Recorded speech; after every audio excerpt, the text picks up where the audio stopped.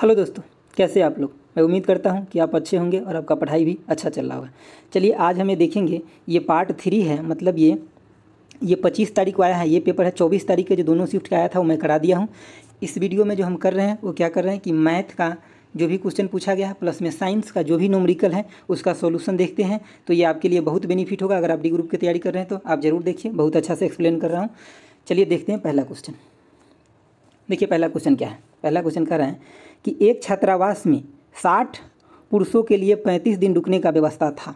ठीक है, इसमें 10 दिन बाद छात्रावास में 15 पुरुष और आ जाते हैं। ठीक है, उसी दर से उपभोग होता है, तो बाद शेष व्यवस्था कितने दिन तक उपयोग किया जाएगा। सिंपल आप क्वेश्चन को समझिए। क्या कह रहा है कि एक छात्रावास है जहाँ 60 पुरुषों के लिए 35 दिन का सामान रखा हुआ है। ठीक है, जिसमें 10 दिन वो लोग यूज करते हैं और उसके बाद 15 लोग और बढ़ जाते हैं। तो जब 15 लोग बढ़ गए तो जो भोजन बचा था वो कितना दिन चलेगा, या जो व्यवस्था बचा था वो कितना दिन चलेगा। ठीक है, तो आपको सबसे पहले क्या दिखना है कि 60 पुरुष था। ठीक है, इनके लिए कितना दिन का व्यवस्था था, 35 दिन का। ठीक है, अब आगे क्या हुआ कि 60 लोग जो थे वो 10 दिन चीज़ों को यूज किए। ठीक है, उसके बाद 15 लोग बढ़ गए, तो अब कितना 75 लोग हो गए।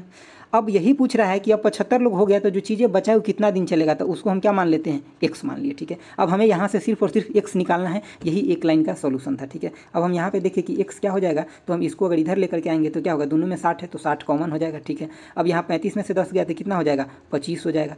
अब यहाँ एक्स के साथ 75 था तो हम डायरेक्ट अब यहाँ लेकर के आ गए, कितना 75। अब हम इसको कट कर देंगे तो कितना 3, और 3 से इसको कट कर देंगे तो कितना हो जाएगा 20 हो जाएगा। ठीक है, तो एक्स इजिकल टू आपका क्या आ गया 20 डे और चलेगा वो व्यवस्था। ठीक है, चलिए आगे देखते हैं। नेक्स्ट क्वेश्चन क्या कर रहा है, देखिए क्वेश्चन ये कह रहा है कि कोई वस्तु 4 सेकेंड में 15 मीटर और अगले 16 मीटर 2 सेकेंड में चलती है, तो उस वस्तु का औसत चाल क्या होगा। देखिए आपको पता है औसत चाल क्या होता है। औसत चाल होता है कुल दूरी बटा में क्या, कुल टाइम यही होता है। तो आप इसका कुल दूरी देख लीजिए, कितना हो गया कुल दूरी, 15 प्लस में 16 31 मीटर, और कुल टाइम कितना लग गया, 4 प्लस में 2 6 सेकंड लग गया। तो इसका आंसर, इसको अगर कट कीजिएगा तो कितना आ जाएगा 5.17 मीटर पर सेकंड। देखिए इस क्वेश्चन में आपको ये फाइंड आउट करने के लिए कम लेकिन समझने के लिए ज़्यादा दिया था, क्योंकि ये वो ऑप्शन आपको यहाँ पे बी नंबर जो दिया है, क्या दिया है 5.17 दिया है, लेकिन ये मीटर में दिया है। तो जल्दी में आप इसको मत लगा दीजिएगा, ध्यान रखिएगा, क्योंकि आपको यूनिट भी देखना उतना ही इंपॉर्टेंट है जितना कि सोल्व करना है। चलिए आगे देखते हैं। देखिए इस क्वेश्चन का ऑप्शन डी एक्चुअली सही होता है, जो नीचे कट गया है मैं आपको इसको समझा देता हूँ अच्छे से। आप देखिए ये बार वाला क्वेश्चन कैसे सोल्व होता है, हम इसको एक पेज में और अच्छे से बता दूंगा। यहाँ पे आप इसको देखिए क्या है, आपको दिया कितना है कि 0.0236 दिया हुआ है। बार लगा हुआ है सिर्फ 2 और 3 और 6 के ऊपर लगा है, 2 के ऊपर नहीं लगा हुआ है। ठीक है, तो इसमें क्या होता है कि जिसके ऊपर बार होता है उतना बटा में 9 होता है, और जिसके ऊपर बार नहीं होता है उसके बदले 0 होता है, और वो ऊपर के टर्म में से घट भी जाता है। तो इसको कैसे लिखे हम, देखिए 0 2 3 6। ठीक है, और माइनस में क्या हो जाएगा, जिसके ऊपर बार नहीं लगा हुआ, तो किसके ऊपर बार नहीं लगा हुआ है, 0 और 2 के ऊपर बार नहीं लगा हुआ है, तो इसको घटा देंगे। और बटे में कितना हो जाता है, तो जिसके ऊपर बार लगा हुआ है उतना 9, तो कितना के ऊपर बार लगा हुआ है 3 और 6, तो 2 के ऊपर बार लगा है तो 2 9, और कितने के ऊपर बार नहीं लगा हुआ है, तो 2 के ऊपर नहीं लगा है तो 2 0।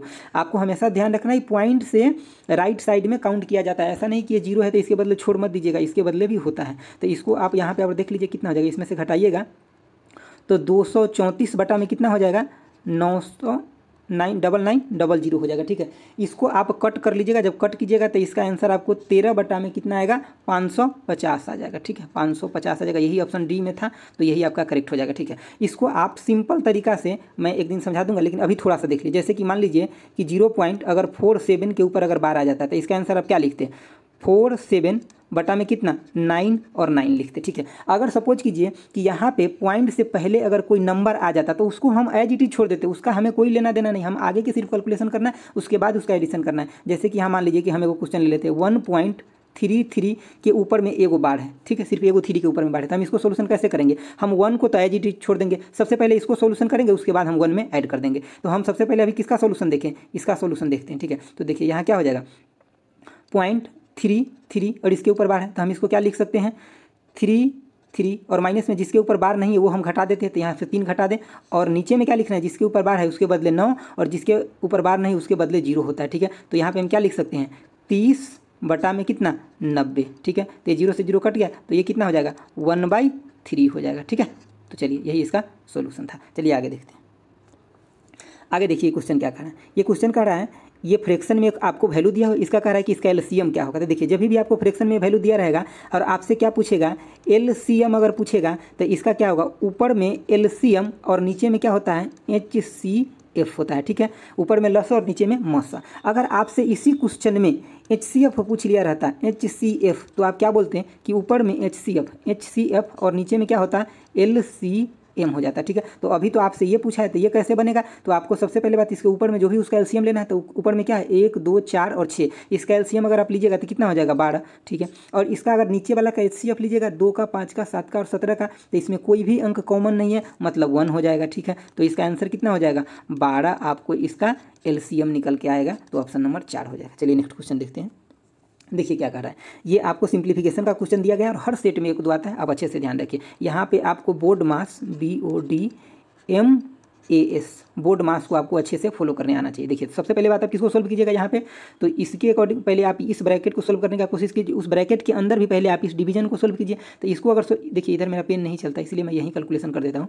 आप पहले इस 12 में क्या कीजिए 4 से भाग दीजिए तो आपके पास 3 आ गया, फिर इस 3 से मल्टीप्लाई कीजिए तो 9 हो गया, ठीक है। तो आपको यहाँ पे क्या मिल गया 20 प्लस में कितना 9 माइनस में कितना 4। तो आप यहाँ पे क्या देखें इसमें से आपको 5 मिल जाएगा और 20, तो ये कितना हो गया आपके साथ ये 25 हो गया, ठीक है। 25 और ये 2 से गुना हो जाएगा तब कितना आपको ये ब्रैकेट कितना दे दिया 50 दे दिया, ठीक है। अब आपको फाइनल क्या देखना है, क्या हो गया कि 36 माइनस में 50 और प्लस में कितना 10, ठीक है। तो आपको यहाँ पे क्या गया 36 और 10 46 माइनस में 50 तो क्या आ गया माइनस में 4 आंसर आ गया, ठीक है। तो आपको बोर्ड मास आना चाहिए अच्छे से।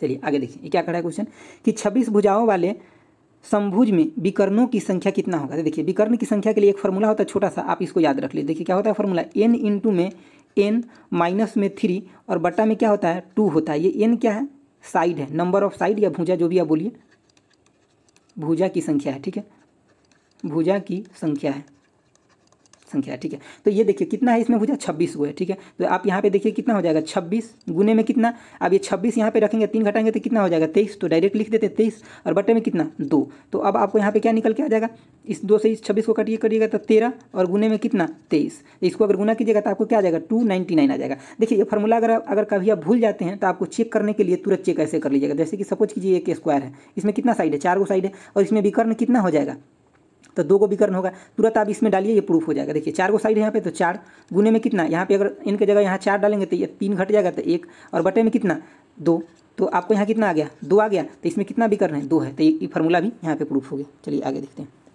देखिए आगे क्या कह रहा है क्वेश्चन, ये भी सिंप्लीफिकेशन का ही क्वेश्चन है तो इसको भी आप बहुत आसानी से कर सकते हैं। पहले आप ब्रैकेट के काम कर लीजिए। तो देखिए यहाँ पे 25 5 के स्क्वायर है, यहाँ 5 है, तो ये क्या दे देगा आपको फाइनली 5 दे देगा। अब इस 5 में इस 5 से जब भाग देंगे तो आपको 1 मिल जाएगा, ठीक है 1। अब यहाँ पे देखिए फिर से आपको यहाँ पे तो 1 मिल गया, 1 भागा और यहाँ पे फिर से ब्रैकेट में 1 भागा 1 है तो मतलब 1/3। तो अगर इसको 1/3 से अगर इसको गुना के टर्म में लीजिएगा तो कितना हो जाएगा उलट जाएगा, तो मतलब 1 गुने में 3 हो जाएगा। तो ये आपको 3 दे दिया, यहाँ से यहाँ तक का पार्ट 3 दे दिया, ठीक है। अब इसमें देखिए आपको क्या करना है, वो एक मिनट रुकिए, यहाँ पे थोड़ा सा मिस्टेक हो गया। यहाँ पे पहले इसको सॉल्यूशन करने के बाद ये ठीक है, बिल्कुल ठीक है। ये देखिए हम अभी ये पूरा का पूरा भाग का काम कर लिए यहाँ तक, तो हमें 3 मिल गया, ठीक है। अब हमें यहाँ पे गुना का काम करना है तो कितना 9 गुने में 3 हो जाएगा तो कितना 27 मिल गया हमें यहाँ से, ठीक है। हमें यहाँ से लेकर के और ये 3 का जो ब्रैकेट है यहाँ तक हमें कितना मिल गया 27 मिल गया, ठीक है। अब हमें क्या करना है इसका गुना कर लेना है, तो 15 गुने में 3 तो कितना हो जाएगा 45, ठीक है। और 45 माइनस कितना 27 प्लस में कितना 10 हो जाएगा यहाँ पे, तो 45 10 कितना हो गया 55, ठीक है। 55 माइनस में कितना 27 करेंगे तो हमारे पास कितना आ जाएगा 28 आंसर आ गया, तो ऑप्शन नंबर 1 हो जाएगा, ठीक है। अब एक बार और समझ लीजिए जल्दी। पहले हम इस भाग का काम किए, ठीक है, उसके बाद इस भाग का काम किए, उसके बाद ये ब्रैकेट में भाग था उसका काम कर लिए, फिर इसके साथ काम कर लिए, तो हमारे पास कितना मिल गया 3 मान मिल गया फाइनली। तो उसके बाद हम क्या किए, इसके बाद जो इसके साथ था उसका मल्टीप्लिकेशन कर लिए, फिर इस दोनों का मल्टीप्लिकेशन कर लिए, फिर एडिशन वाला जो था वो इसके साथ एडिशन कर लिए, उसके बाद हमें जो मिल गया यहाँ पे ये मिल गया। चलिए आगे देखिए इस क्वेश्चन को। इस क्वेश्चन में क्या है कि if the work done by an elevator, ठीक है। वर्क आपको पता है जो भी वर्क होता है क्या होता है फोर्स इनटू में डिस्प्लेसमेंट डिस्प्लेसमेंट यानी कि विस्थापन, ठीक है। तो यहाँ पे आपको वर्क दिया हुआ है कितना, 1000 जूल दिया हुआ है, ठीक है। आपको फोर्स भी आगे दिया हुआ है और कह रहा है डिस्टेंस कितना कवर हुआ है, तो फोर्स कितना दिया हुआ है 200 न्यूटन और डिस्टेंस आप डी मान लीजिए तो कितना, तो डिस्टेंस इक्वल टू में 5 मीटर हो जाएगा, ठीक है। एलिवेटर के द्वारा कवर किया गया डिस्टेंस। चलिए ठीक है, आगे चलते हैं। देखिए कुछ क्वेश्चन जो इंग्लिश में है ना, इसलिए क्योंकि जो लड़का क्वेश्चन बनाया उस समय वो जिस भाषा में देखा क्लिक किया उसी भाषा में उससे हो गया, ठीक है, इसलिए ऐसा है। तो आप ये इस क्वेश्चन को देखिए, आप कंसेप्ट को समझिए, हिंदी इंग्लिश से कोई फर्क नहीं पड़ता। एन ऑब्जेक्ट ऑफ मास कितना है 30 kg है, moving with a uniform velocity 5 metre पर second, what is the kinetic energy. तो आपको काइनेटिक एनर्जी के लिए आपको बस एक फॉर्मूला है, क्या है 1/2 हाफ m और v², ठीक है।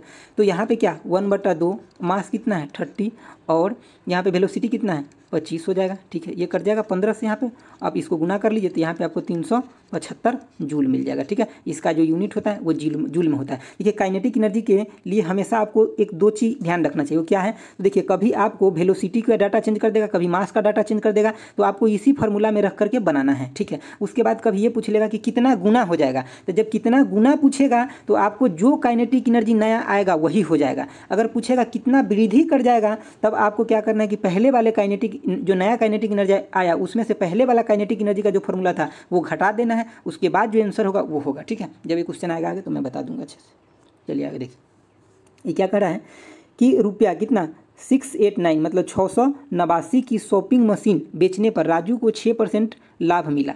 वॉशिंग मशीन का क्रय मूल्य पूछ रहा है, ठीक है, 6% का लाभ हुआ है, ठीक है। तो आप 6% को क्या लिखिएगा, 6% को आप यही लिखिएगा ना कि 3/50 लिखिएगा, ठीक है। इसके मतलब 50 के समान पे 3 का प्रॉफिट हुआ है, ठीक है। तो आप यहाँ पे कॉस्ट प्राइस, ठीक है, और सेलिंग प्राइस की बात कर रहे हैं, तो कॉस्ट प्राइस कितना 50 रुपया है, तो सेलिंग प्राइस कितना हो जाएगा, 3 का प्रॉफिट भी है इस पर, तो 53 हो गया। अब इस सेलिंग प्राइस 53 न बोलकर कितना बोल रहा है, बोल रहा है 6, 8 और 9 हो गया। ये कितना है 13 टाइम है, 13 से गुना कीजिएगा ये आ जाएगा, तो ये भी कितना हो जाएगा 13 टाइम हो जाएगा। तो 13 टाइम इसमें गुना कीजिए, ये कितना हो जाएगा 13 × 5 = 65, तो 65 650 हो जाएगा, ऑप्शन बी हो जाएगा। चलिए आगे देखते हैं, आगे क्या कर रहा है क्वेश्चन देखिए। कह रहा है पृथ्वी पर किसी वस्तु का द्रव्यमान कितना है 10 kg है, पृथ्वी पर इसका भार क्या होगा। तो अब भार क्या जानते हैं, W = mg, ठीक है। तो इसका द्रव्यमान कितना है 10 और इसका जो g होता है 9.81, तो यहाँ पे कितना 98.1 न्यूटन हो जाता, लेकिन इसमें 98 दिया हुआ है तो यही सही है। कभी कभी इसका जी का वैल्यू 10 भी देता है, तो ये इसी के आसपास रहता है, ठीक है। तो या तो अपने खुद से लेना है तो 9.81 लीजिए, ठीक है, मीटर पर सेकेंड स्क्वायर। अगर दिया हुआ है 10 तो आप 10 लीजिए। चलिए आगे देखते हैं, देखिए क्या कह रहा है। ये एक्चुअली मतलब कंडीशन वाला प्रश्न है। ये क्या कह रहा है आप एक बार पढ़ लेते हैं। देखिए नीचे के प्रश्न और उसके बाद दिए गए कथन पर विचार करें और निर्णय ले कि कौन सा कथन प्रश्न का उत्तर देने के लिए पर्याप्त है, ठीक है। तो ये क्या कह रहा है कि मिक्का माही की भतीजी है, मिक्का और माही की वर्तमान आयु की गणना करें, ठीक है। मिक्का को मैं मान लेता हूँ क्या x मान लेता हूँ और माही को क्या मान लूँ y मान लेता हूँ, ठीक है, जो भतीजी है, ठीक है। अब आगे देखिए उनकी आयु का औसत कितना है 54 है, ठीक है, औसत 54 है, मतलब x प्लस में अगर हम y की बात करें तो हमें औसत 54 है तो कितना हो जाएगा 27 गुना में 2 27 है औसत, तो ये कितना हो जाएगा 54 हो जाएगा, ठीक है। अभी दूसरे नंबर में क्या कह रहा है कि 15 वर्ष के बाद माही की आयु मिक्का की आयु की दुगुनी हो जाएगी, ठीक है। तो ये देखिए माही x है, ठीक है, यहाँ पे मेरे पास थोड़ा स्पेस कम है, देखिए यहाँ पे x प्लस में कितना वर्ष बाद 15 वर्ष बाद कह रहा है, इक्वल टू में कितना y प्लस में 15 और इसमें कितना 2 से गुना हो जाएगा, ठीक है। अब आपको क्या करना है, इक्वेशन 1 इसको मान लेना है और इक्वेशन 2 इसको मान लेना है। यहाँ से आप x एंड y का वैल्यू बहुत आसानी से निकाल लीजिएगा, ठीक है। तो यहाँ टाइम बिना खराब किए हम डायरेक्ट क्वेश्चन को समझ लेते हैं। x y का दोनों का वैल्यू निकल गया, तो हमें ये सिर्फ ये पूछ रहा था, हमें ऐसे वहाँ पे सोल्व करके देना भी नहीं, हमें तो सिर्फ कंडीशन फाइंड करना है। तो देखिए अब हमें यहाँ से क्या पूछ रहा है कि कौन कौन सा कथन का ज़रूरत है, तो कथन 1 भी ज़रूरत है और 2 भी ज़रूरत है, क्योंकि इसमें 2 गो अननोन है, तो हमें 2 गो इक्वेशन चाहिए फाइंड करने के लिए। तो इसीलिए इसका ऑप्शन 4 जो होगा कथन 1 और दोनों एक साथ पर्याप्त है, दोनों होगा तभी जा करके हम इसका आंसर दे पाएंगे। चलिए आगे देखते हैं, देखिए क्या कर रहा है।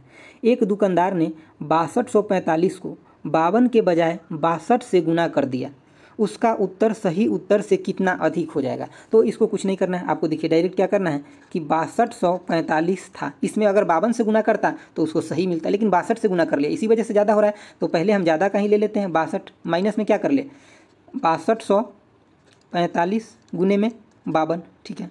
तो इतना ही ज़्यादा आएगा। ये तो आपका उसका एग्जैक्ट था, लेकिन ज़्यादा से गुना करने की वजह से ज़्यादा आ गया। तो अगर इस ज़्यादा में से एग्जैक्ट घटा लेंगे तो हमें जो आएगा वो क्या होगा, मतलब एग्जैक्ट होगा जितना ज़्यादा हुआ, ठीक है। तो यहाँ से 6245 आप कॉमन ले लीजिए, तो यहाँ क्या देखिएगा कि 62 माइनस में कितना 52, ठीक है। तो यहाँ पे कितना हो जाएगा 62 45 और यहाँ से 10 मिल जाएगा, तो ये डायरेक्ट हो गया इतना। तो इतना का क्या मिला आपको, बढ़ोतरी मिल गया, ठीक है। इतना एग्जैक्ट था पहले और ये 52 की जगह 62 से गुना कर लिया, इसके वजह से क्या हुआ, अब नया इतना हो गया, तो नया माइनस में पुराना किए तो हमें अधिक कितना हुआ ये निकल गया, ठीक है। चलिए ऑप्शन नंबर इसका एक जो हो जाएगा ये सही हो जाएगा। चलिए आगे बढ़ते हैं, देखिए क्या कर रहा है, ठीक है। ए बुलेट ऑफ मास 12 ग्राम है, ठीक है। फायर फ्रॉम ए राइफल, मतलब राइफल से छोड़ा गया एक bullet. The bullet take 0.006 second time लेता है to move through its barrel and leave it with a velocity 300 metre पर सेकेंड। 300 मीटर पर सेकेंड के वेलोसिटी से बाहर गया, ठीक है। What is the force exerted on the bullet by the rifle, ठीक है। तो आप देखिए इसके लिए एकदम सिंपल, आप देखिए क्या फोर्स इक्वल टू आपको फॉर्मूला क्या होता है, मास इंटू में एक्सेलरेशन, ये होता है, ठीक है। अब यहाँ पे भी यही लगाना है।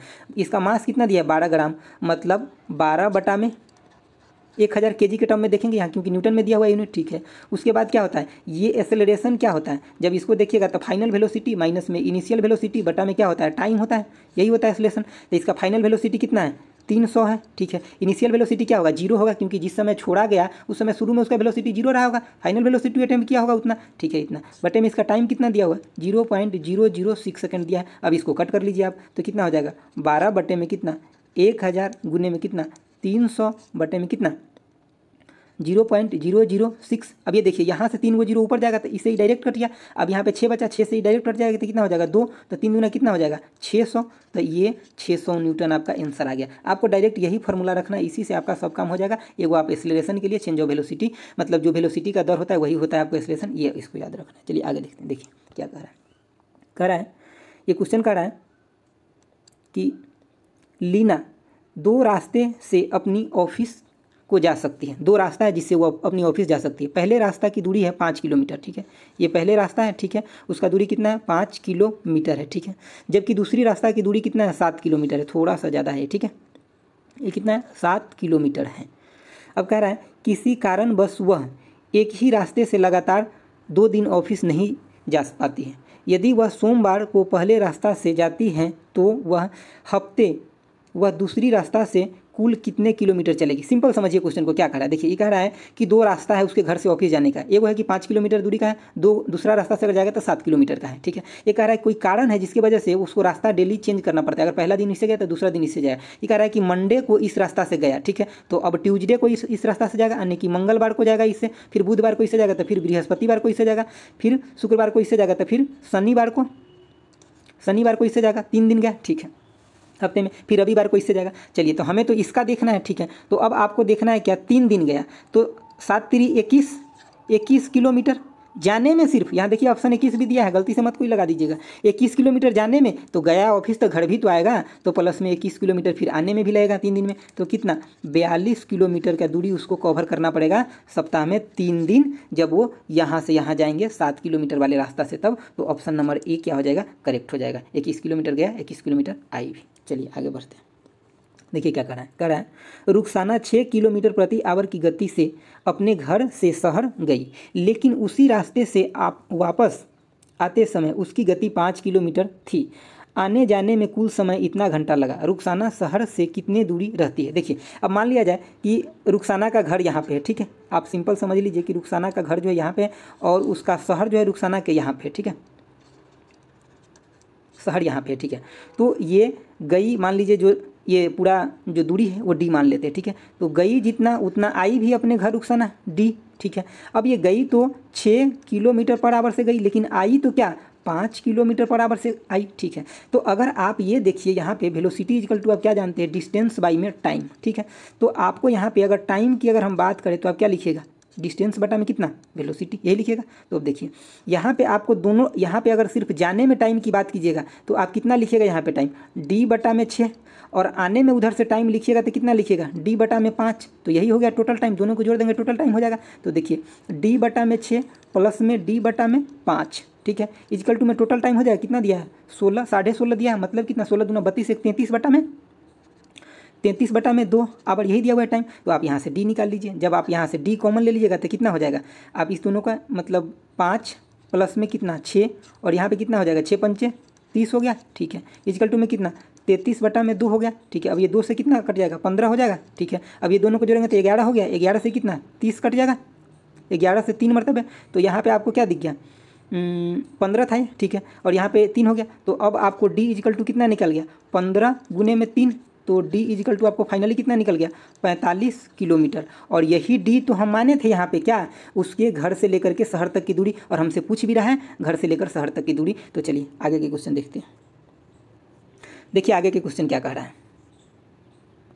आगे का क्वेश्चन जो कह रहा है, ये कह रहा है एक थैले में लाल, हरा और गुलाबी रंग के टोकन रखा हुआ है, ठीक है। ये कह रहा है इसमें लाल और हरे टोकन का अनुपात कितना है। तो देखिए यहाँ पे आप यहाँ पे लिख लीजिए लाल और हरा का इसका अनुपात कितना है टोकन का, तो 5 अनुपात कितना है 11 है। जबकि गुलाबी का और लाल का इस दोनों का अनुपात कितना दिया हुआ है, तो 7:15 दिया हुआ है। आपको कुछ नहीं करना, इस दोनों इक्वेशन में आपको क्या कॉमन दिख रहा है, तो इसमें भी आपको लाल दिख रहा है और इसमें भी लाल दिख रहा है, तो दोनों लाल को आपको बराबर कर लेना है। तो इसमें देखिए लाल कितना है, इसमें 15 है, तो बराबर करने के लिए क्या करें, यहाँ पे अगर 3 से गुना करेंगे तो ये 15 हो जाएगा, ये भी 15 हो गया, दोनों बराबर हो गया, तो बस आपका हो गया, आंसर निकल गया। आपको पूछ क्या रहा है, इसे देखिए आपको पूछ रहा है क्वेश्चन में कि हरे एवं गुलाबी का अनुपात पूछ रहा है, ठीक है। तो हरा और गुलाबी इसका अनुपात पूछ रहा है, तो आप यहाँ से हरा मतलब हरा और गुलाबी का पूछ रहा है, तो ये देखिए गुलाबी का हरा का कितना हो जाएगा, हरा इस इक्वेशन में हमें यहाँ पे हरा है तो इसमें हम 3 से गुना कर रहे हैं, तो मतलब हमें कितना हो जाएगा 33, ठीक है। हरा के लिए 33 और गुलाबी के लिए कितना हो जाएगा, यहाँ पे 7 है, इसमें किसी से भी हमें गुना नहीं करना था 15 पुराने के लिए, क्योंकि हम इस दोनों को ही बराबर कर रहे थे। तो यहाँ गुलाबी के लिए कितना है 7 है, तो आपको डायरेक्ट आंसर कितना निकल गया 33:7 निकल गया, जो ऑप्शन 3 में है। आप क्वेश्चन को समझिए, ज़्यादा लेंदी कीजिएगा, XY मानिएगा, एक ही क्वेश्चन में टाइम खराब हो जाएगा, परीक्षा में पता भी नहीं चलता है कहाँ चला गया 1.5 घंटा, ठीक है। तो आप हर क्वेश्चन को सिर्फ सीखिए। देखिए यहाँ पे जैसे कि हम लाल हरा लिखे अभी, आप सोल्व करते समय ये सब ना लिखिए, सीखिए R और इसको क्या हरा ग्रीन को G लिख दे, ठीक है। उतना ही से आपका काम चल जाएगा। आपको सीधे देखना है क्या कि इस दोनों में कॉमन क्या है, तो जो कॉमन है उसको बराबर कर लेंगे, उसके बाद सीधे यहाँ ये नहीं कि फिर इस इक्वेशन को लिखेंगे फिर इसको लिखेंगे, बिल्कुल टाइम वेस्ट नहीं करना, डायरेक्ट टू द पॉइंट और सोल्यूशन। आपको आता है तो रिवीजन कीजिए, नहीं आता है तो सीखिए। चलिए आगे देखते हैं। देखिए क्या कर रहा है, ये क्वेश्चन कर रहा है कि यानी कि the diagonal of a rhombus कितना है 12 सेंटीमीटर और 16 सेंटीमीटर। देखिए रोम्बस क्या होता है, जिसको आप समचतुर्भुज बोलते हैं हिंदी में, वही होता है रोम्बस। उसका मतलब होता है उसका चारों साइड बिल्कुल बराबर होगा, ठीक है। तो ये देखिए एक रोम्बस है, इसका डायगोनल आपको दिया हुआ है, ठीक है। और इसका एरिया, इसका अगर ओरिजिनल डायगोनल का मतलब जो रोम्बस होता है उसका एरिया क्या होता है 1/2 इंटू में, अगर ये डायगोनल D1 है तो D1 इंटू में, दूसरा अगर D2 है तो D2, इसका ये एरिया होता है। इसमें क्वेश्चन में अभी चेंजिंग कर रहा है, क्या कह रहा है वो देखिए, कह रहा है the area of the figure formed by joining the mid point of the side, मतलब यहाँ से इसके मिड पॉइंट को ज्वाइन करना है पहले आपको, ठीक है। उसके बाद इसका एरिया बताना है आपको, ये मिड पॉइंट को आप ज्वाइन कर दिए, ठीक है। देखिए एक मिनट, इस मिड पॉइंट को आप ज्वाइन कर दिए, आपको क्या पूछ रहा है कि इसका एरिया आपको बताने के लिए कह रहा है, ठीक है। इसका एरिया, तो इसका एरिया जो मिड पॉइंट से हम किसी भी रोम्बस यानी कि समचतुर्भुज का जो ज्वाइन करते हैं, तो इसका एरिया क्या होता है, जो इस मेन का जो एरिया होता है उसका आधा हो जाता है। तो मेन का एरिया कितना है रोम्बस का, तो मेन का हो जाएगा 1/2 गुने में 12 गुने में 16, तो इससे इसको काट दीजिए तो ये कितना हो जाएगा 6 हो जाएगा। तो इसको अगर देखिएगा तो कितना हो जाएगा 96 सेंटीमीटर स्क्वायर हो गया, ठीक है।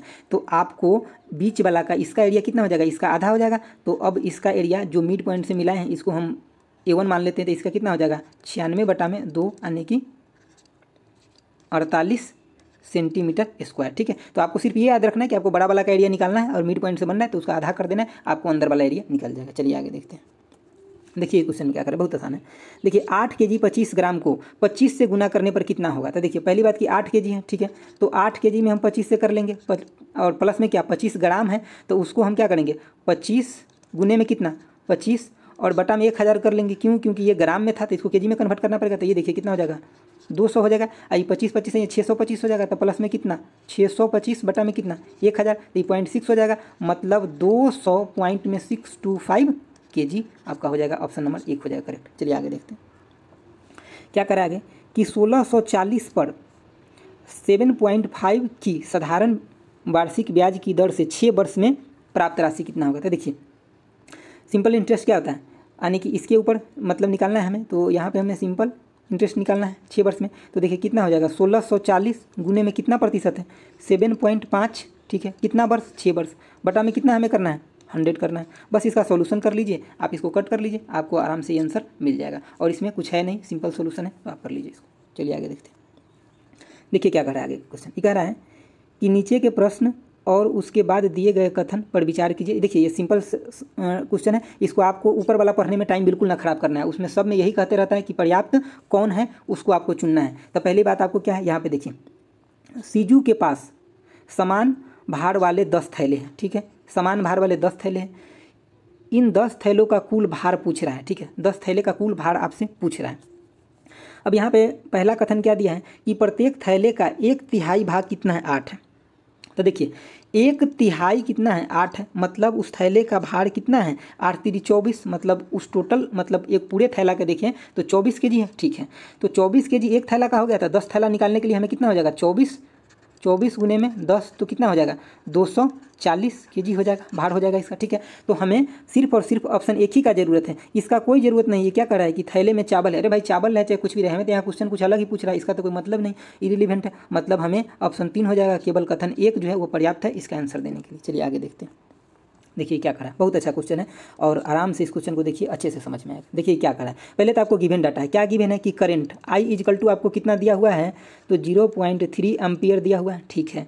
उसके बाद आपको रेजिस्टेंस कितना दिया हुआ है तो 418 ओम्स दिया हुआ है, ओम्स दिया हुआ है। उसके बाद आपको टाइम कितना दिया हुआ है तो 1 मिनट दिया हुआ है, यानी कि आप इसको डायरेक्ट 60 सेकेंड ले लीजिए। आपको हीट जनरेटर पूछ रहा है, तो हीट जनरेटर के लिए फॉर्मूला होता है क्या I² RT होता है, ठीक है। यहाँ पे T जो है वो टाइम है, ठीक है, सेकेंड में।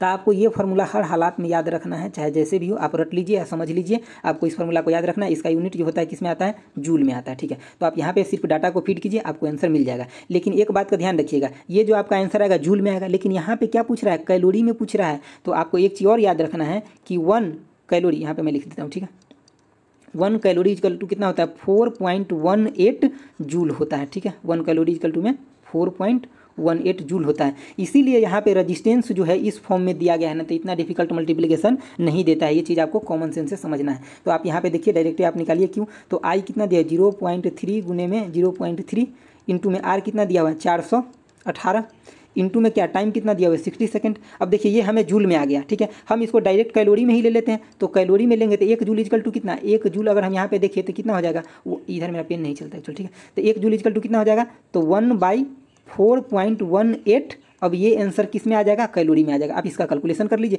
देखिए अगर इससे इसको काटिएगा तो यहाँ पे क्या था, पॉइंट था, तो 100 ऊपर चल जाएगा। तो यहाँ से अगर 100 ऊपर जाएगा तो फिर इसको और इसको इक्विवेलेंट कर देगा, मतलब आपको यहाँ पे 3 गुने में 3, ठीक है, गुने में कितना, यहाँ पे आपको मिल जाएगा 60। तो आपको डायरेक्ट यहाँ कितना 9 गुने में 60 मिल गया। तो 9 × 5 = 45, 9 × 6 कितना 54, तो मतलब 540 कैलोरी के फॉर्म में आपको मिल गया। आपको इसमें क्वेश्चन में मेन क्या ध्यान रखना था, तो ये फॉर्मूला आपको मेन याद रखना चाहिए। दूसरी बात क्या याद रखना है आपको कि 1 कैलोरी = कितना 4.18 जूल होता है। कभी कभी ये राउंड फिगर में भी देता है तो कितना 4.2 भी इसको लिख देता है, ठीक है। चलिए आगे बढ़ते हैं। देखिए क्या कहा है, बहुत ज़बरदस्त क्वेश्चन है। रेलवे ने इसका आंसर गलत दिया था, जिसी वजह से इसका क्वेश्चन को डिलीट कर दिया, लेकिन ऐसा क्वेश्चन हर परीक्षा में हर सेट में आता है, इसलिए आप समझ लीजिए। देखिए क्या दिया है कि मैग्नीशियम कार्बोनेट के 21 ग्राम में मैग्नीशियम की अणु कितना होगा, ठीक है। मैग्नीशियम कार्बोनेट के 21 ग्राम में मैग्नीशियम के अणु, या तो अणु पूछा रहता तभी भी या परमाणु पूछा रहता तभी भी आपको यही निकालना होता। तो देखिए क्या होगा। तो सबसे पहले बात कि आपको इसका मास पता होना चाहिए। तो मैग्नीशियम का एटॉमिक नंबर होता है 12 और इसका मास जो होता है वो होता है 24, ठीक है। 24 प्लस में कार्बन का कितना होता है 12, प्लस में ऑक्सीजन का होता है 16, लेकिन 3 हुआ है तो 16 या कितना 48 हो जाएगा। तो इसको ऐड कीजिएगा तो कितना आपको मिल गया 84 ग्राम पर मोल, ठीक है, पर मोल हो गया, ठीक है।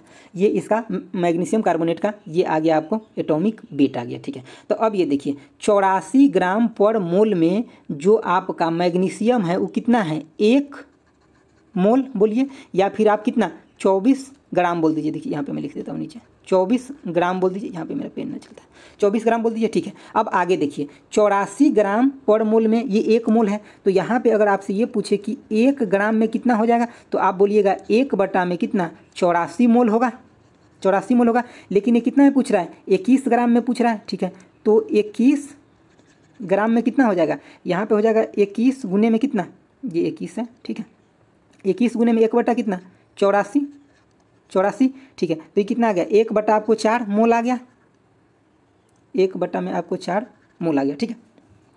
अब यहाँ पे देखिए थोड़ा सा राइटिंग ओवरलैप हो जाता है, आप जो मैं बोलता हूँ उसको क्लियर कर समझिए, ठीक है। तो आपको यहाँ पे 1 ग्राम में 21 ग्राम में कितना आ गया, 1 बटा 4 मोल आ गया। तो आपको ये भी पता है कि 1 मोल इजकल टू कितना होता है, परमाणु या अणु कितना होता है, तो 6.023 इंटू में 10⁻23 होता है। या तो आप इसको अणु बोल लीजिए या फिर क्या परमाणु बोल लीजिए, परमाणु बोल लीजिए, ठीक है, कुछ भी बोल लीजिए, ठीक है। तो अब देखिए 1 मोल में इतना है, तो आप पूछ कितना में रहा है, 1 बटा 4 मोल में पूछ रहा है। तो यहाँ आप क्या कीजिएगा, 1 बटा 4 मोल में कितना हो जाएगा, तो आपको यहाँ पे बताना है कि 1 बटा में 4 गुने में कितना 6.023 इंटू में 10⁻23 अणु हो जाएगा, ठीक है, अणु। तो आप इसको कट कर लीजिएगा तो कितना हो जाएगा, लगभग 1.5 गुने में 10⁻23 अणु की संख्या आपका हो जाएगा, ठीक है। तो चलिए यहाँ पे थोड़ा ओवरलैपिंग हो गया, मैं फिर से बता दें। देखिए 1 ग्राम में 1 बटा 84 मोल, तो 21 ग्राम में कितना 21 इंटू 1 बटा 84, ठीक है। यहाँ पे मैं लिख देता हूँ 21 ग्राम में कितना हो जाएगा, 21 इंटू में 1 बटा में कितना 84 हो गया, ठीक है, 1 बटा में 84 हो गया। तो 1 बटा 4 ये कट के निकल गया, कितना मोल में निकल गया। आपको ये पता है कि 1 मोल में होता है इतना अणु या परमाणु होता है, तो यहाँ पे आपको अणु पूछा है तो अणु ले लीजिए। तो 1 बटा 4 मोल में कितना होगा, तो इतना हो जाएगा। तो इसमें ऑप्शन कोई भी नहीं अवेलेबल था, तो आपका ये हो जाएगा सही प्रोसीजर। आप इस प्रोसीजर को अच्छे से समझ के अगर एक बार में न समझ में आए तो आप रिपीट कर लीजिए, आपको समझ में आ जाएगा। हर सेट में क्वेश्चन आता है। चलिए आगे देखते हैं। देखिए क्या करें कि एक साइकिल कंपनी 2 ब्रांड की साइकिल को एक ही दिन में बेचकर 6,000 रुपये का लाभ कमाता है। कितना लाभ कमाता है, 6,000 के लाभ कमाता है, अर्जित करता है। यदि एक ब्रांड की बिक्री द्वारा अर्जित लाभ का कुल 45% है, पहला ब्रांड से जो अर्जित किया कितना 45%, पहला ब्रांड मैं ले लेता हूँ, उससे 45% अर्जित किया, ठीक है। तो दूसरे ब्रांड से अर्जित पूछ रहा है, ठीक है, लाभ। तो दूसरा ब्रांड से कितना अर्जित करेगा, 1 से 45 किया है, तो दूसरा से ही क्या होगा, कितना 55, दूसरा ब्रांड से कितना 55%। तो आप निकाल दीजिए दूसरा ब्रांड का, तो 55 गुने में कितना 6,000 बटा में कितना 100। आप इसको कट कर लीजिए, कट करने के बाद आपको कितना 3300 मिल जाएगा आंसर, जो ऑप्शन नंबर 3 में अवेलेबल है, ठीक है। बहुत आसान क्वेश्चन था। चलिए आगे देखिए क्या करें कि बैंक में दीपा, ठीक है, दीपा किसी का नाम है, तो 6250 की राशि जमा करती है, जो कि 2 साल में वार्षिक चक्रवृद्धि ब्याज से इतना हो जाता है, ठीक है। तो ब्याज दर आपसे पूछ रहा है, बहुत सिंपल क्वेश्चन है। आप इसको सिंपल फार्मूला से भी कर सकते हैं। इसका फार्मूला क्या होता है कि ए मिश्रधन इक्वल टू क्या होता है, पी यानी कि जो मूलधन है इंटू में 1 प्लस में आर बटा में जो दर होता है बटा में 100 इंटू में यहाँ पे एन होता है जो नंबर टाइम होता है, कितना ईयर है। तो यहाँ पे सिंपल आप देख लीजिए कितना दिया हुआ है 7840 दिया हुआ है, और इसको पी को अगर यहाँ लेकर के आ जाएगा तो मैं एक ही इक्वेशन में डायरेक्ट लिख देता हूँ, कितना 6200 कितना 50, ठीक है, इक्वल टू में कितना 1 प्लस में कितना आर, यही तो हमें निकालना है, आर बटा में 100, और यहाँ कितना हो जाएगा 2 हो जाएगा, टाइम 2 है। तो इसको आप अगर कट कर देते हैं यहाँ से, तो यहाँ पे देखिए अब इसको अगर डायरेक्ट इधर लेकर के आ जाते हैं, इसको अगर यहाँ से कट कर देते हैं और इसको रूट के अंदर आपको डायरेक्ट यहाँ पे अगर लेकर के आ गए रहते हैं, तो इस 784 जो है किसका स्क्वायर होता है 28 का, और 625 जो होता है किसका 25 का होता है। तो आप डायरेक्ट अब यहाँ पे लिख लीजिए 1 प्लस में आर बटा में कितना 100, और इसको अब इधर लेकर के आ जाइए तो कितना हो जाएगा 28 बटा में कितना 25 हो जाएगा। अब इस 1 को भी इधर लेकर के आ जाइए तो आर बटा कितना 100 इक्वल टू में कितना 3 बटा में 1 के इधर लेकर के आइएगा तो 3 बटा में कितना 25 हो जाएगा। अब यहाँ पे इससे इसको कट कर लीजिएगा तो कितना 4 हो गया। तो आपको यहाँ पे फाइनली देखने के लिए कि क्या मिल गया कि 4 गुने में 3 यानी कि 12% आपका आंसर हो जाएगा, ठीक है। तो ऑप्शन नंबर 3 में है। चलिए आगे बढ़ते हैं। देखिए क्वेश्चन क्या कह रहा है किसी फार्म में पुरुष कर्मचारियों का औसत वेतन जो है कितना 5200 है, और वहीं पे महिला का 4200 है। तो सभी कर्मचारियों का औसत वेतन जो है कितना है 5000 है। तो उस फार्म में पुरुष कर्मचारियों का प्रतिशत कितना है। तो ये देखिए ये क्वेश्चन तो आप XY से भी कर सकते हैं, और सिंपल भी कैसे, आप इसमें मिक्सचर एलिगेशन लगा लीजिए, 2 सेकंड के अंदर आंसर आ जाएगा। देखिए कैसे 5200 दिया है मेल के लिए कितना दिया है औसत उसका वेतन कितना है 5200। अब फीमेल की अगर बात करूँ तो कितना दिया है 4200, ठीक है, और एवरेज कितना दिया हुआ है 5000 दिया हुआ है, ठीक है। तो आप इसको अगर मिक्सचर एलिगेशन से करते हैं, एक मिनट वेट, अगर आप इसको मिक्सचर एलिगेशन से करते हैं तो देखिए इधर आपको एक एरो इधर लेकर के आना, एक एरो इधर लेकर के आना। इसमें से 52 में से आप क्या कीजिए 5000 घटा लीजिए 5200 में से, तो यहाँ कितना आ गया 200 आ गया, ठीक है। अगर इसमें से आप इसको घटाइएगा 5000 में से इसको, तो यहाँ पे कितना आ गया, ठीक है। तो यहाँ पे आपको आ जाएगा 800, ठीक है। जब आप इसको कट कीजिएगा तो आपको यहाँ पे कितना आ जाएगा, 1:1 कितना आ गया, 4 आ गया। ये घटाने में ना मिस्टेक कर दी इसको, ठीक है। एक मिनट वेट कीजिए। यहाँ पे जो होगा ये कभी कभी हो जाता है मिस्टेक, ठीक है। ये 5200 माइनस जब ये 5000 होगा तो यहाँ आएगा ना 200। मैं सोच रहा हूँ कि ऐसा गलती क्यों हो रहा है, 200 हो गया। अब यहाँ 5000 में से जब 4200 घटाएंगे तो यहाँ आएगा 800, ठीक है। अब अगर इस रेशियो को हम कट करते हैं, ये हो गया मेल का रेशियो और ये हो गया फीमेल का रेशियो, ठीक है। तो इसको अगर मैं कट करता हूँ तो कितना होगा, 4:1 हो गया, ठीक है। तो यहाँ पे पुरुषों का आपका पूछा है, तो पुरुष कितना है 4, महिला कितना है 1, टोटल कितना है 5। तो आपको यहाँ पे पुरुष का परसेंटेज दिखना है तो 4 बटा में कितना हो जाएगा, 5 हो जाएगा। तो क्योंकि यहाँ पे 4 जो है पुरुष है और 1 महिला मतलब 5 है, तो टोटल में कितना हो गया, टोटल 5 हो गया। तो 5, तो यहाँ पे कितना 4/5 हो गया, मतलब कितना 0.8 हो गया। इसको अगर परसेंटेज में लिखिएगा तो कितना हो जाएगा, 80% हो जाएगा। इस बार एक बार और इस क्वेश्चन को समझ लीजिए। देखिए मिक्सचर रिलेशन से किए हैं इसको कैसे, देखिए पुरुष का जो औसत वेतन है 5200 है और महिला का कितना है 4200 है, ठीक है। एवरेज जो सभी कर्मचारी के हैं वो 5000 है। तो हम यहाँ पे क्या किए कि मिक्सचर रिलेशन लगाएं, एवरेज बीच में डालें, ठीक है। 5200 में से 5000 घटाएं तो यहाँ पे पहले गलती हो गया था, लेकिन अब ये सही है। ये कितना 200 होगा, ठीक है। अब 5000 में से फिर से आपको क्या घटाना है, 4200, तो 800 हो गया। मतलब ये रेशियो हो गया किसका, पुरुष का, और ये रेशियो किसका हो गया, महिला का, ठीक है। तो यहाँ पे इसको रेशियो के अगर हम कट किए तो हमें 4:1 मिल गया, ठीक है। तो अब यहाँ पे हमें पुरुषों का पूछ रहा है तो 4 बटा में कितना हो जाएगा 5, क्योंकि ये टोटल कितना है 5 है। तो यहाँ पे 0.1 आ गया और हम परसेंटेज में देखेंगे तो 80% आ गया। चलिए नेक्स्ट क्वेश्चन देखते हैं। देखिए क्या कर रहा है, ये क्वेश्चन बहुत लाजवाब है। पाइप ए एक भरी टंकी को कितने देर में खाली कर देता है, ठीक है। तो 5.6 घंटे में खाली कर देता है, ठीक है। पाइप ए जो है वो क्या करता है 5.6, हम इसको लिख लेते हैं कितना 56/10 लिख लेते हैं, ठीक है। इस फॉर्म में लिख लेते हैं, खाली कर देता है तो नेगेटिव लगा लिया यहाँ पे, ठीक है। जबकि पाइप बी उसी टंकी को 7 घंटा में भर देता है, जबकि पाइप बी जो है उसी टंकी को क्या करता है 7 घंटे में भर देता है, ठीक है। टंकी के पूरे भरे होने की स्थिति में यदि पाइप ए और बी को बारी बारी से प्रत्येक घंटे के लिए खोला जाता है तो टंकी को खाली करने में कितना समय लगेगा। सिंपल समझिए क्वेश्चन क्या कर रहा है, एक जो पाइप है ए है जो टंकी को इतना देर में खाली कर देता है, ठीक है, और पाइप बी इतना देर में भर देता है। अब कह रहा है कि अगर बारी बारी से पहले पाइप ए को, अगर टंकी भरा हुआ है तो पहले पाइप ए को खोला, फिर पाइप बी को, फिर ए को, फिर बी को, तो कितने देर में जो भरा हुआ टंकी वो खाली हो जाएगा। तो आपको यहाँ पे सिंपल क्या करना है, यहाँ पे मैं बता देता हूँ। ए इजकल टू कितना 56/10 और बी इजकल टू में कितना 7 है। आप इस दोनों का एलसीएम ले लीजिए, तो दोनों का जब एलसीएम लीजिएगा तो 56, ठीक है। अब देखिए इससे इसमें अगर डिवाइड करेंगे हम तो क्या हो जाएगा -10 और इसे इसमें डिवाइड करेंगे तो 8।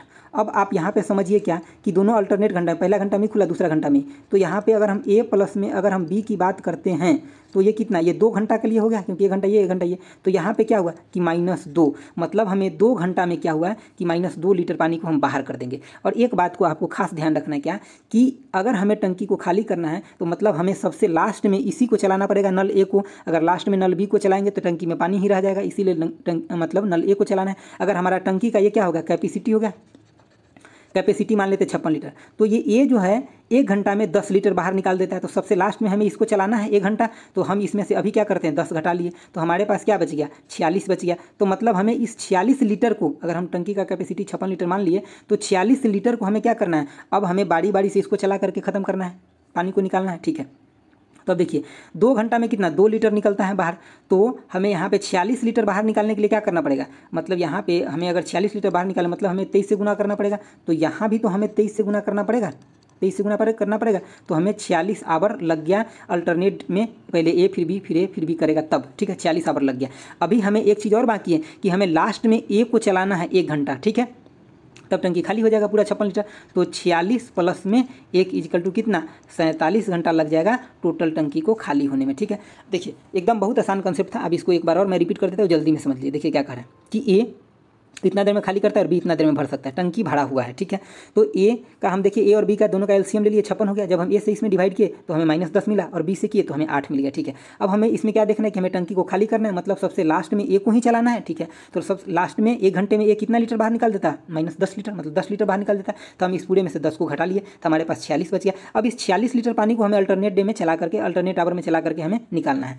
तो हमें 2 आवर में क्या देखे थे, 1 आवर ए और 1 आवर बी काम करता है, तो 2 आवर में कितना -2 लीटर को बाहर निकाल देते हैं। तो हमें 46 लीटर को निकालने के लिए 46 आवर की ज़रूरत होगा, ठीक है। तो और 1 आवर जो लास्ट में ए चलेगा तो हमें टोटल कितना 47 आवर में हमें टंकी खाली मिल जाएगा। चलिए आगे देखते हैं। देखिए क्या कर रहा है कि जब 2 रेलगाड़ी क्रमशः 40 और 32 किलोमीटर के स्पीड से चलती है विपरीत दिशा में, ठीक है। एक रेलगाड़ी इधर की तरफ चल रहा है और दूसरा इधर की तरफ चल रहा है। ये 40 किलोमीटर पर आवर के हिसाब से चल रहा है और ये 32 किलोमीटर पर आवर के हिसाब से चल रहा है अपोजिट दिशा में।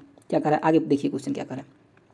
तो तेज चलने वाली रेलगाड़ी धीमी चलने वाली रेलगाड़ी में बैठे व्यक्ति को 15 सेकंड में पार कर जाती है। तो तेज चलने वाली गाड़ी की लंबाई कितनी है, एकदम सिंपल है। देखिए अपोजिट डायरेक्शन में जा रहा है तो सबसे पहले बात क्या होगा कि दोनों के बीच का स्पीड जो होगा वो जुट जाएगा, ठीक है। तो दोनों का बीच का स्पीड कितना हो जाएगा, 40 प्लस में 32, तो कितना हो जाएगा 72 किलोमीटर पर आवर हो जाएगा, ठीक है। तो आप ये देखिए v इक्वल टू कितना निकल गया 72, तो इसको मीटर पर सेकंड में चेंज कर लिया, 5 बटा में कितना 18, तो ये कितना हो जाएगा 20 मीटर पर सेकंड हो गया, मीटर पर सेकंड में। अब यहाँ पे देखिए कि आपसे क्या पूछा है, दूरी पूछा है, ठीक है। तो दूरी यानी कि v इक्वल टू में क्या होता है d/t होता है। तो आपको यहाँ से दूरी पूछा है, दूरी मतलब क्या हो जाएगा, जो टाइम इनटू में वेलोसिटी, तो आपको वेलोसिटी कितना है 20 और टाइम कितना लग रहा है 15, ठीक है 15 सेकंड लग रहा है। तो आपको कितना 20 गुने में 15 मतलब कितना 300 मीटर का वो रेलगाड़ी होगा, ठीक है। आपको अगर समझने में कोई दिक्कत है तो कोई भी क्वेश्चन समझने में दिक्कत होता है तो हमें कमेंट बॉक्स में बता दीजिएगा, नेक्स्ट वीडियो में हम उस क्वेश्चन को फिर से रिपीट कर देंगे, ठीक है। चलिए आगे देखते हैं। देखिए सिंप्लीफिकेशन का क्वेश्चन है, लेकिन इसमें खास बात क्या ध्यान रखना है कि बोर्ड मास में भी बोर्ड मास होता है। इसमें जब ब्रैकेट ऊपर में लगा रहता है बार तो इसको भी बोर्ड मास से मतलब हम सोल्व करते हैं। BODMAS बोर्ड मास, ये क्या होता है वर्नाकुलर होता है, ठीक है। तो सबसे पहले हम इसको बार को सोल्व करते हैं, तो सबसे पहले हम इसको सोल्व करेंगे। इस माइनस में अभी कोई मतलब नहीं, तो सबसे पहले हम इसको सोल्व करेंगे तो हमें यहाँ से क्या मिलेगा -1 और यहाँ -1 ऑलरेडी है तो ये प्लस हो जाएगा। तो मतलब हमें 27 और एक मिलकर कितना हो गया, तो 28 मिल गया हमें यहाँ से। अब ये हमें टोटल कितना दे दिया 28 दे दिया। अब यहाँ भी माइनस लगा हुआ है तो -28 ये हो जाएगा और ये 24 है। तो मतलब हमें अगर ये पूरा ब्रैकेट को हम देखें तो हमें कितना मिला -4 मिला, ठीक है। अब यहाँ पे देखिए क्या है 23 है और -4 है तो ये कितना हो जाएगा 27 हो जाएगा, क्योंकि ये माइनस और ये माइनस प्लस हो जाएगा। तो हमें अब फाइनली क्या यहाँ पे देखने को मिला 22 और माइनस में कितना 23 4 27 मिला। तो हमें फाइनली कितना आ जाएगा -5 आंसर आ जाएगा। आपको इसमें सबसे बात जो ध्यान रखने की ये कि पहले आप इसको सोल्व करें, ठीक है, जहाँ कर्सर मैं दिखा रहा हूँ उसको। चलिए आगे देखते हैं। आगे देखिए क्या कह रहा है क्वेश्चन कि cos x प्लस में sin x प्लस में इतना दिया हुआ है, तो इसमें cot x का पूछा है। तो बहुत सिंपल है, देखिए यहाँ जो cos x है इसको आप नीचे लेकर के आ जाइएगा, तो नीचे लेकर के आ जाएगा तो क्या हो जाएगा cos x बटे में कितना cos x प्लस में कितना sin x बटे में कितना cos x इक्वल टू में कितना √2 हो गया, ठीक है। अब ये देखिए ये 1 हो जाएगा और ये कितना हो जाएगा tan हो जाएगा, ठीक है। तो आप यहाँ क्या देखिए tan x इक्वल टू में कितना √2 माइनस में कितना 1। आपको ये पता है कि tan जो होता है 1/cot होता है, तो इसको अगर हम cot लिखें cot के फॉर्म में तो क्या हो जाएगा 1 में रूट के अंदर कितना 2 माइनस में 1, क्योंकि tan इक्वल टू होता है 1/cot। तो ठीक है, तो cot इक्वल टू क्या हो जाएगा 1/tan हो जाएगा, ठीक है। तो यहाँ पे आप देखिए अब ये आ गया। आपको इसमें क्या करना है, इसको सिंप्लीफाई करने के लिए और आप नीचे ऊपर दोनों गुना कर दिए, कितना से कर दीजिए तो 2 प्लस में 1 और यहाँ भी क्या कर दीजिए √2 प्लस में 1 कर दीजिए। अभी देखिए ये प्लस बी और ये माइनस बी दिख रहा है ना आपको, तो यहाँ पे देखिए √2 का स्क्वायर कीजिएगा तो 2 और -1 तो 1, आपको नीचे वाला 1 दे दिया पोर्सन, तो सिर्फ आपको ऊपर वाला बचेगा, वो कितना बचेगा √2 और प्लस में 1। ये हो जाएगा आपका फाइनल आंसर। तो आप देखिए ये ऑप्शन नंबर 3 में अवेलेबल है, ठीक है। चलिए आगे देखते हैं। देखिए ये आज का लास्ट क्वेश्चन है, बट बहुत सिंपल है और इंपॉर्टेंट भी। देखिए कह रहा है कि परिमेय संख्या कौन सी है। तो सबसे पहली बात यहाँ पे परिमेय संख्या का मतलब होता है परिमेय संख्या, उसका मतलब क्या होता है कि वो P/Q के रूप में लिखा जाना चाहिए और इसमें Q इक्वल टू में 0 नहीं होना चाहिए, ठीक है। Q इक्वल टू 0 नहीं होना चाहिए। Q इक्वल टू 0 जब ये लिखेंगे तो इन्फिनिटी हो जाएगा, तो Q इक्वल टू 0 नहीं होना चाहिए, ठीक है। तो यहाँ पे देखिए इसको अगर आप क्यूब निकालिएगा तो 2 का क्यूब तो निकलता नहीं है, ठीक, मतलब 2 का क्यूब रूट तो नहीं निकलता है, मतलब ये ऑप्शन नहीं होगा। इसको देखिए 4 का भी क्यूब रूट नहीं निकलता, ये भी नहीं होगा। 12 का भी क्यूब रूट नहीं निकलता, ये भी नहीं होगा ऑप्शन, ठीक है। तो अब इसमें देखिए 8 का क्यूब रूट निकलता है 2, तो ये कितना हो जाएगा यहाँ पे इस ऑप्शन को थ्रू आप देखिए ये कितना हो जाएगा 2 - 2, तो कितना आ गया 0। तो आप इस 0 को लिख सकते हैं 0/1 तो लिख सकते हैं ना, तो ये P हो गया और ये Q हो गया, ठीक है। ये Q हो गया और ये कितना हो गया P हो गया, तो हम इसको P/Q के फॉर्म में लिख सकते हैं। तो हमें ऑप्शन 2 जो है ये सही हो जाएगा आंसर, ठीक है। चलिए ये लास्ट क्वेश्चन था। आपको कैसा लगा ये सॉल्यूशन आप कमेंट बॉक्स में ज़रूर बताइएगा। अगर आपको ये वीडियो अच्छा लगा तो एक लाइक कर दीजिएगा। चलिए okay bye, thanks for watching, okay, जय हिंद।